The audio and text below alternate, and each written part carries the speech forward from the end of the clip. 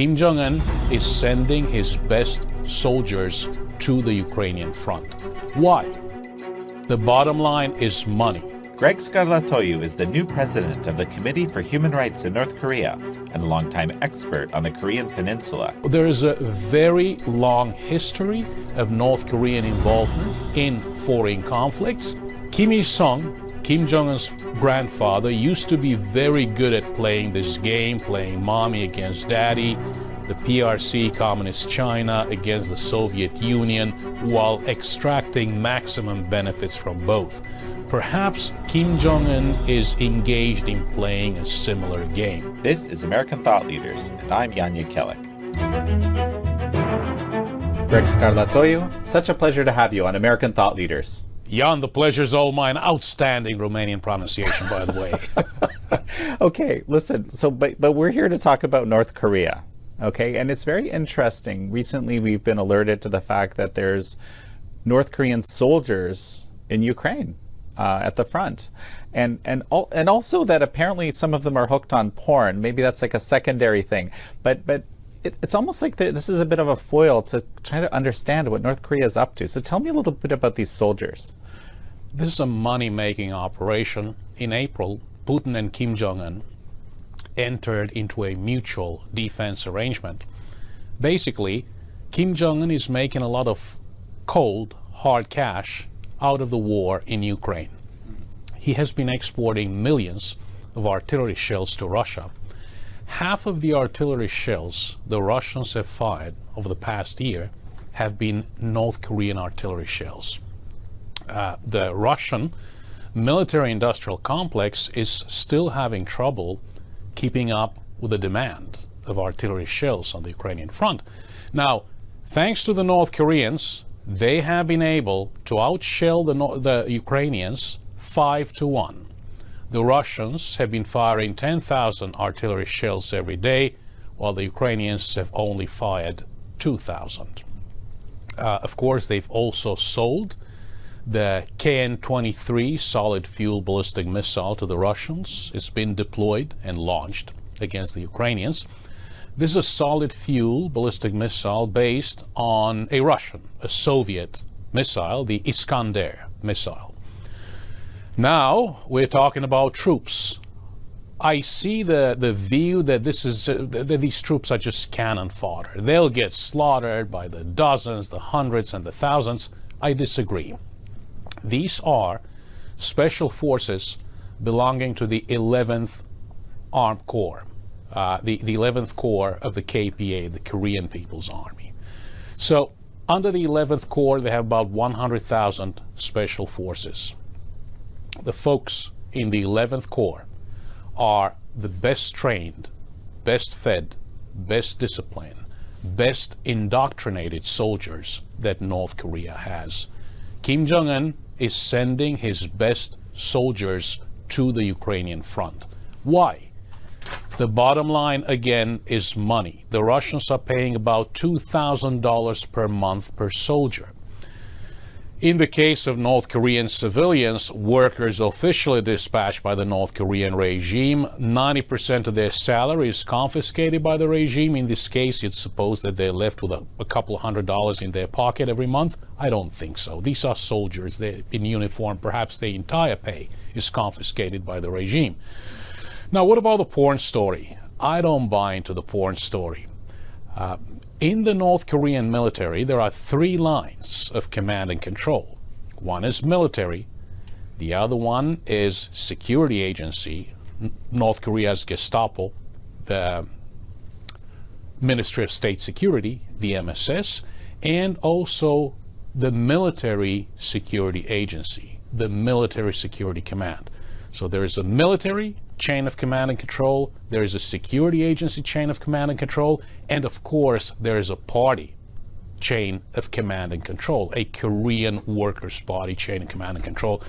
These soldiers will be under extraordinarily tight surveillance. They have been deployed to a foreign country, to the front lines, fighting for Putin, Kim Jong-un's great ally, per the direct order of the supreme commander of the North Korean armed forces. No mistakes are allowed. Their relatives are held hostage at home. North Korea applies a system of guilt by association called yonjaje. Up to 3 generations of the same family are punished, tortured, imprisoned, even executed. If they don't do what they need to do. If they don't do what they need to do, and if they bring shame or embarrassment to the supreme leader. And this could be one such instance. We hear stories about North Korean soldiers who may have deserted. They may have defected. Of course, these things happen in war. But again, if you get caught attempting to desert, you will be killed on the spot. Remember what Stalin used to say about the Soviet Red Army. In the Soviet Red Army, it takes more courage to retreat than it takes to advance. Why? Because the commissars were watching you, they were behind you, and if you took one step back, you're basically killed by your own commissars. The North Koreans are not very different. So you raise a whole bunch of issues here, and as I mentioned, this is kind of a bit of a foil to try to understand a little bit about how the North Korean military operates, how North Korea functions. I mean, this whole guilt by association system. I've spoken with people who have actually been born in these camps, right? And even one person who gave up their mother essentially only to have her executed, with not realizing what he had done because of that level of indoctrination that he had been subjected to. Before I go there, how do you know that this is the elite force, out of curiosity, and not this, so-called cannon fodder as some have described? Because these are soldiers often referred to as light infantry brigades. They're North Korea's special forces under the 11th Corps. They are trained in the use of all accessible small arms. They're jump trained. They're trained in martial arts.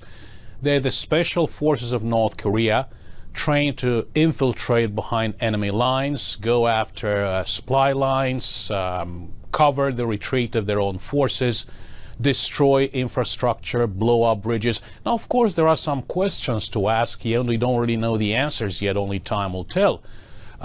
Is language a problem? Are they able to communicate in Russian? Do they fight as North Korean units, or are the North Korean fighters embedded into Russian units? Are they used as special forces, as commando units? That's what they've been trained to do. Are they capable of engaging in combined arms operations, combining artillery, drones, and infantry? We don't have the answers to those questions yet, but I do know 100% for sure that they're highly trained, highly disciplined, very well fed, and highly indoctrinated, plus their families are held hostage at home. So there are a lot of incentives to be Kim Jong-un's best war fighters. The thing I'm trying to understand is, does North Korea ever deploy, these kind of lower level cannon fodder type infantry, or is it always these superior fighting forces that you're describing?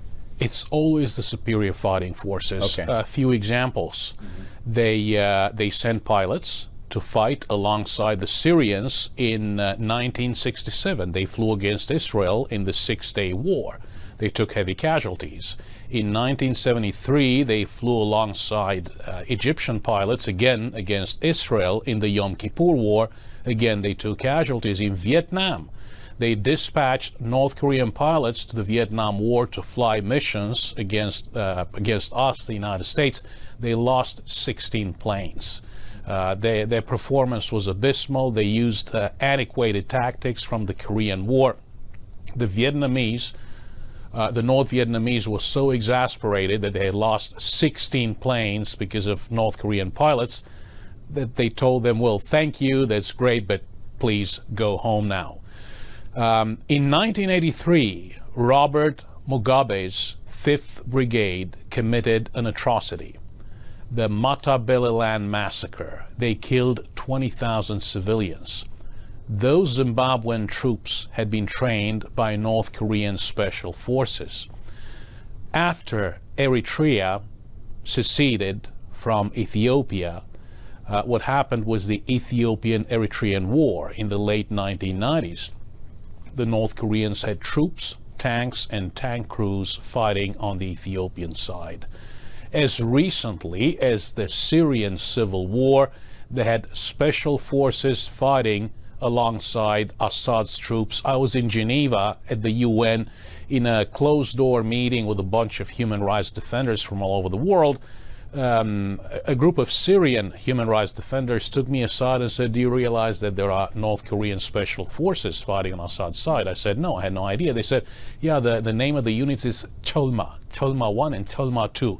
That's when I knew that they were telling the truth, because in Korean, Cholima means Pegasus. This is the winged horse that flies 1,000 leagues. This is also the name of Kim Il-sung's most prominent public mobilization campaign. Kim Il-sung was, of course, the founder of North Korea and the grandfather of the current leader, Kim Jong-un. So Cholima 1 and Cholima 2.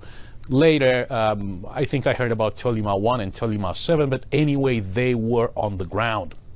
They were building a nuclear reactor for Assad in Syria when the Israeli Air Force bombed the reactor in 2007. Assad didn't go to the UN to complain. They brought in bulldozers. They razed the whole place. It was gone. Of course, they've been proliferating instability and violence to the Middle East, to Iran and Iran's terrorist proxies, Hezbollah, Hamas, the Houthi rebels in Yemen. All of this proliferation of instability and violence has been directed at our greatest ally and only ally in the Middle East, the state of Israel.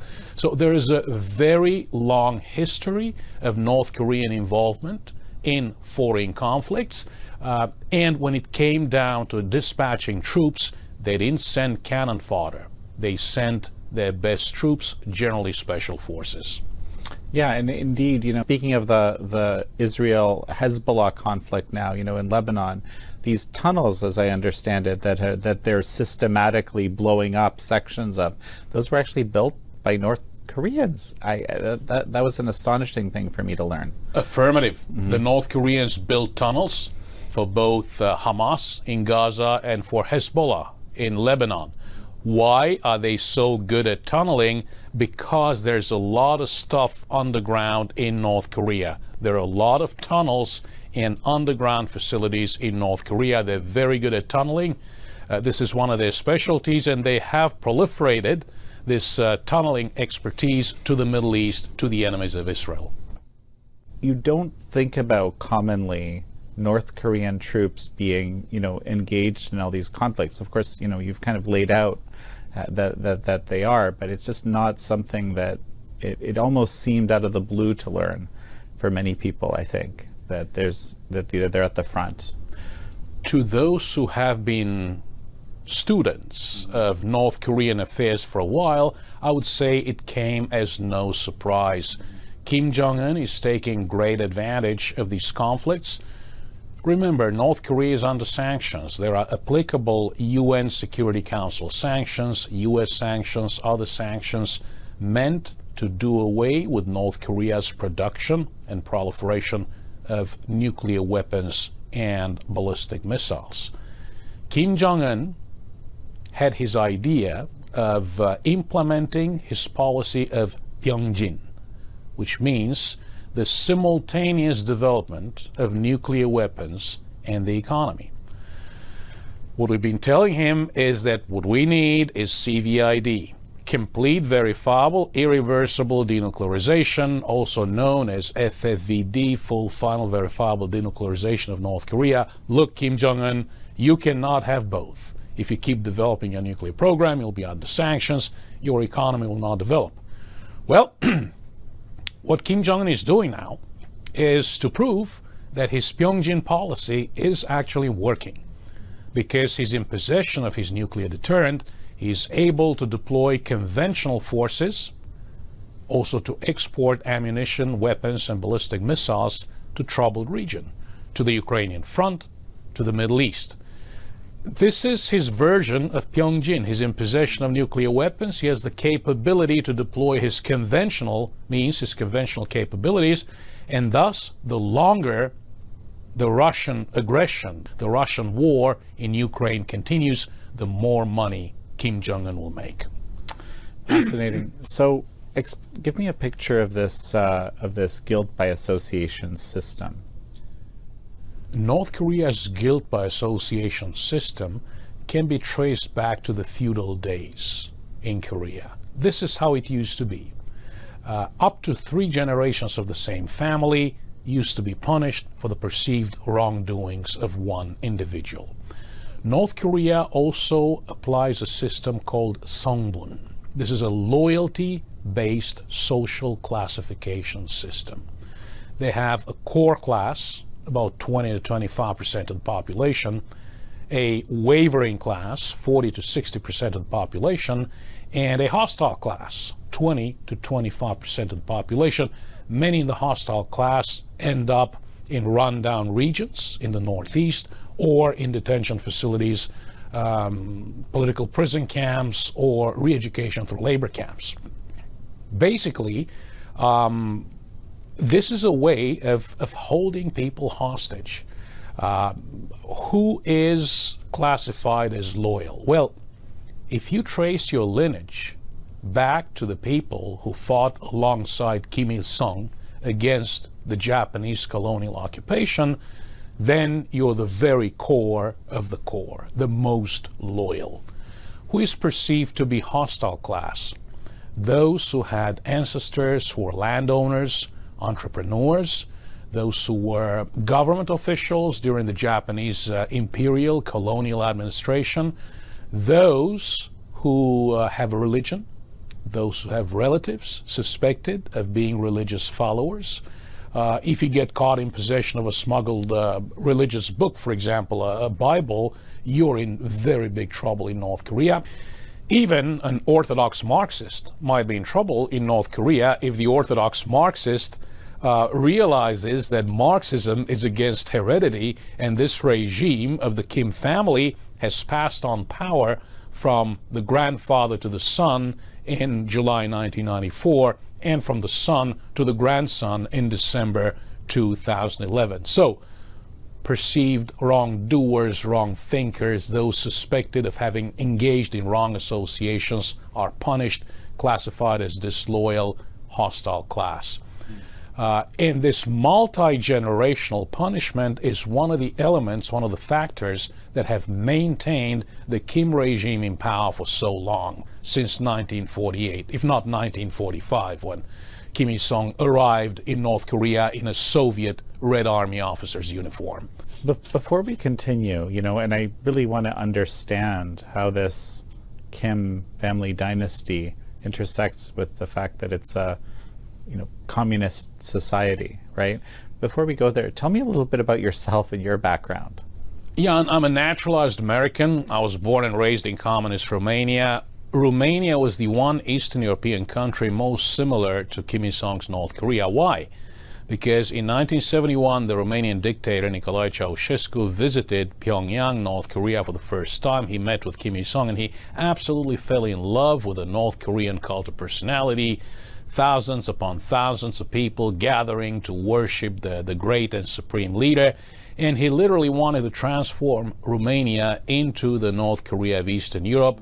The 1980s were terrible. Just like Kim Il-sung, he tried to forcibly industrialize the country.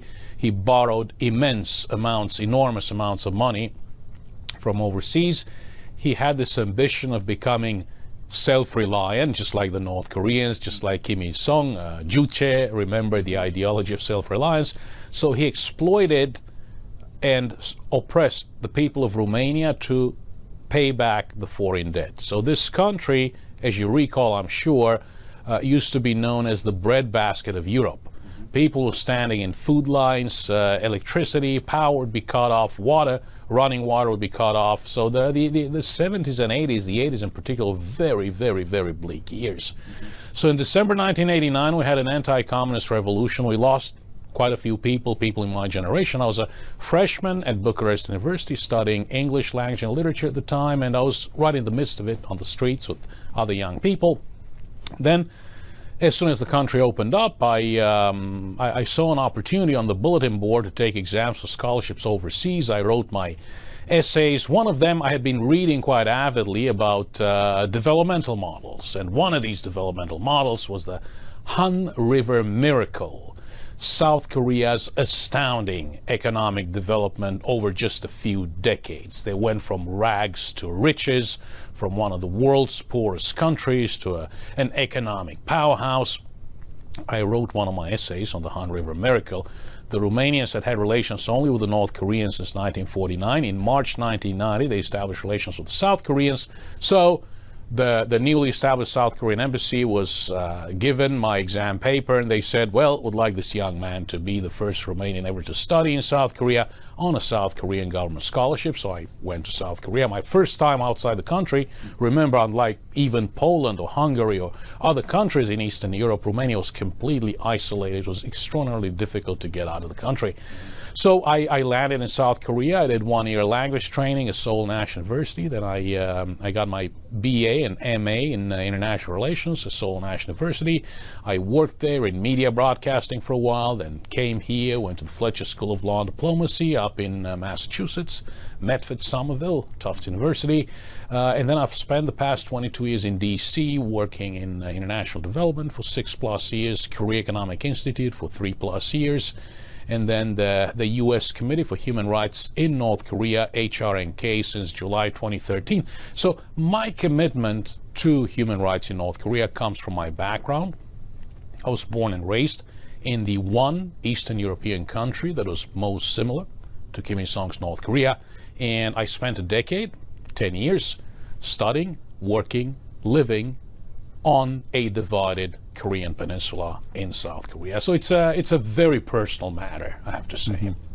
Well, so explain to me how this works. You know, you've got this hereditary progression of the supreme leaders, and at the same time, you know, you've got this history of communist principles being applied, you know, and even, you know, much as they may not be applied directly, they're still operational, as I understand it.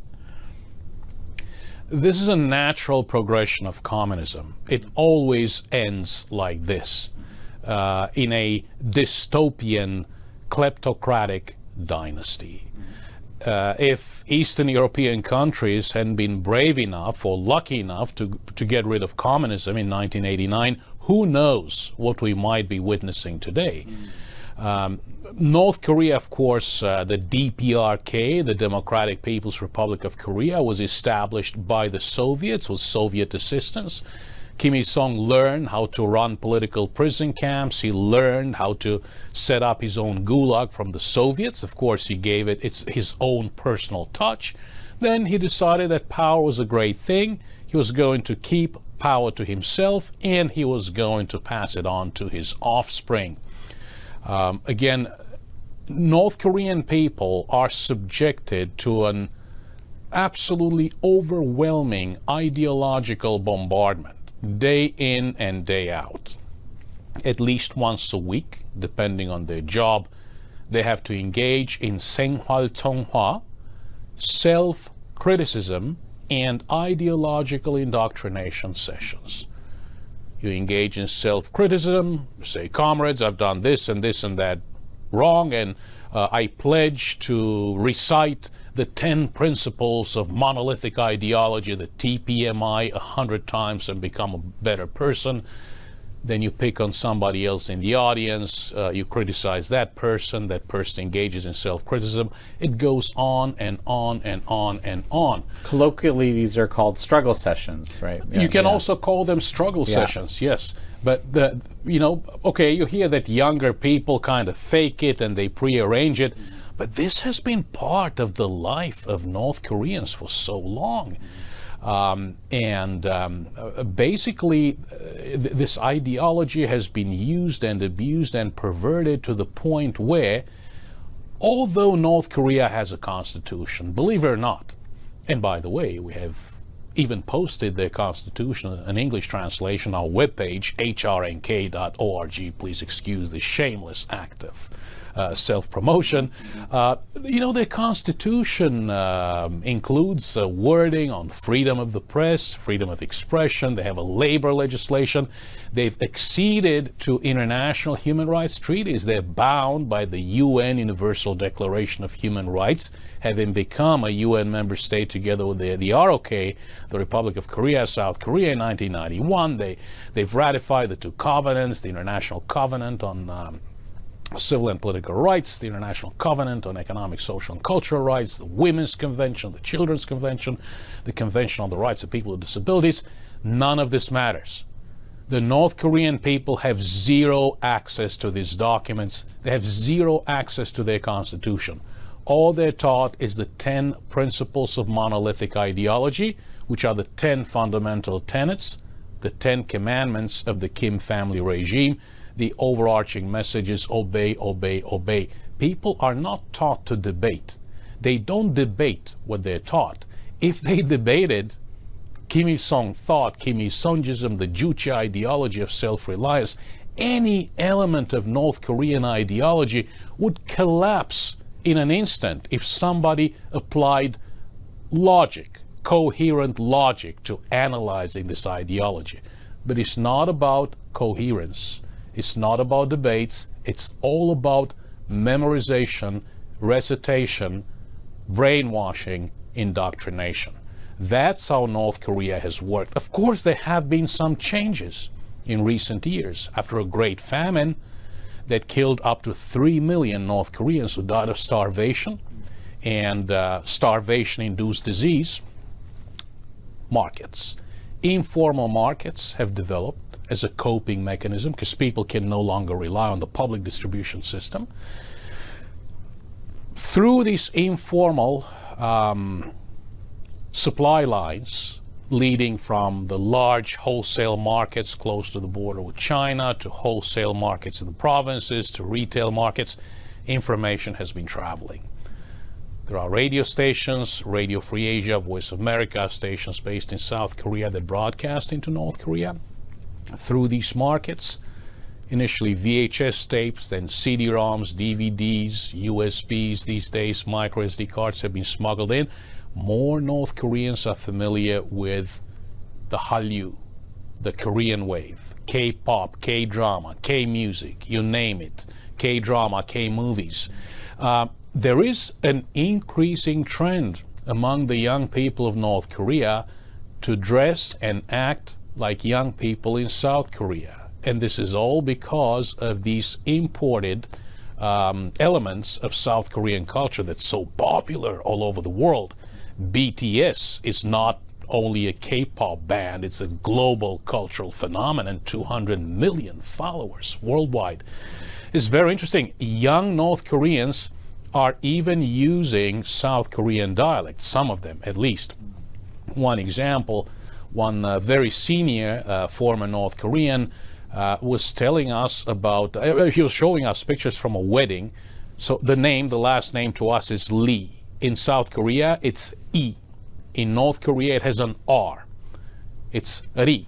But this young lady's name, the bride's name, was written in South Korean style, not Ri, but E, and it was in plain sight. We've had reports of cops who stop people on the street if they overhear them using South Korean dialect. So because he's so terrified of South Korean culture, Kim Jong-un has decided to make some fundamental ideological changes for two reasons, actually. Reason number one, because he fears South Korean cultural imports. He knows that North Korean people, young people, are becoming addicted to South Korean culture. Number two, he wants to forge his own cult of personality. So what is he doing? He's doing away with some of the fundamental tenets of the grandfather's ideology. Unification is one of them. To Kim Il-sung, unification was a very big deal. To Kim Il-sung, language was a very big deal. He states something along the lines of, even if you share the same national space, you're not the same nation unless you speak the same language. Now, Kim Jong-un has made statements over and over and over again that this is not the same nation anymore. These are two countries at war. So he's walking away from his grandfather's notion of unification. He is, well, The most important holiday in North Korea is the Day of the Sun, Taehangjol, April the 15th. This is Kim Il-sung's birthday. This year, for the first time ever, it was mentioned only once in the Nodong Shinmun, the party's official newspaper, as Taehangjol, as the Day of the Sun. Everywhere else, April the 15th. Why? He's trying to tone down the grandfather's cult of personality to elevate his. Is he going to be successful? We don't know. Is he making a strategic mistake? In a highly ideological totalitarian regime, he is diminishing the ideological factor, creating a vacuum. What can we do about it? Well, fill in that vacuum with information from the outside world, empower the people of North Korea, try to induce peaceful transformation by means of telling them the story of their own human rights violations, the story of the outside world, in particular free, prosperous, democratic South Korea. Tell them the story of the corruption, the abysmal corruption of their regime, in particular the inner core of the Kim family. Tell them the story of their own right to self-determination, and tell them the story of Korean unification. This is not a matter of choice, it's a matter of destiny. For 1,000 years prior to their separation, they shared the same language, the same culture, the same civilization, and lived, most importantly, under the same political system for 1,000 years.